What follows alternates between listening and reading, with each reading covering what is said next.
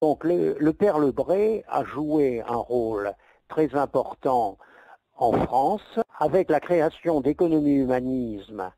Les activités se sont développées surtout après la guerre, avec la reconstruction des villes et la prise de conscience du déséquilibre qu'il y avait dans le territoire national. Et donc, il y a eu une doctrine de l'aménagement du territoire qui s'est forgée dans les sessions d'économie humanisme dans les années 1949-52.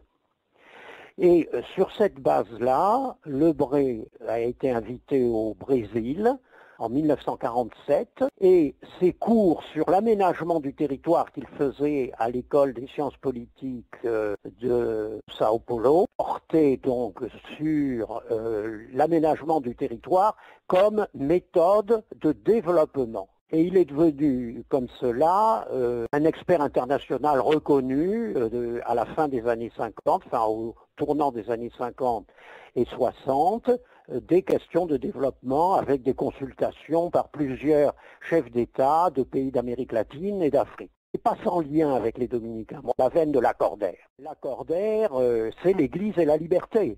Dans ce combat, il y a eu tout le travail de Chenu, qui a été la réinterprétation des origines de l'ordre dominicain, côté urbain des dominicains, les travaux sur l'interprétation historique de Thomas d'Aquin et l'écuménisme avec Congar, la réinterprétation de l'Église dans la ligne un peu Newman. Il y avait le Père Lagrange aussi avec l'école biblique de Jérusalem. Là il y a eu vraiment une période formidable de l'ordre dominicain qui a vraiment joué un rôle de ferment intellectuel et religieux majeur, à mon avis, quoi.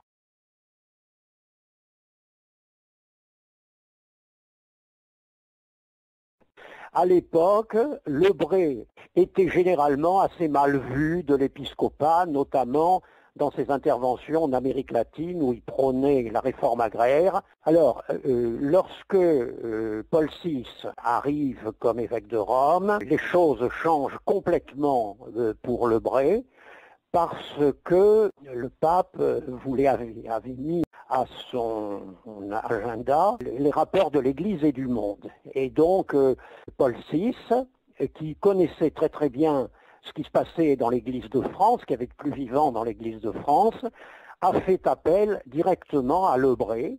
Il lui a confié personnellement la rédaction d'un texte qui est devenu Populorum Progressio. Moi j'étais à Caluire à l'époque et je voyais Lebret lorsqu'il passait entre Paris et Rome.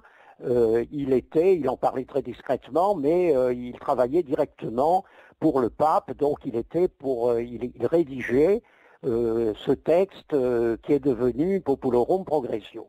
Texte qui n'a été publié après sa mort, puisqu'il est mort en 1966, et l'encyclique a été parue en 1967. Tout le fond, c'est lui, quoi. Paul VI n'avait à Rome personne qui était capable d'écrire un texte comme ça, quoi.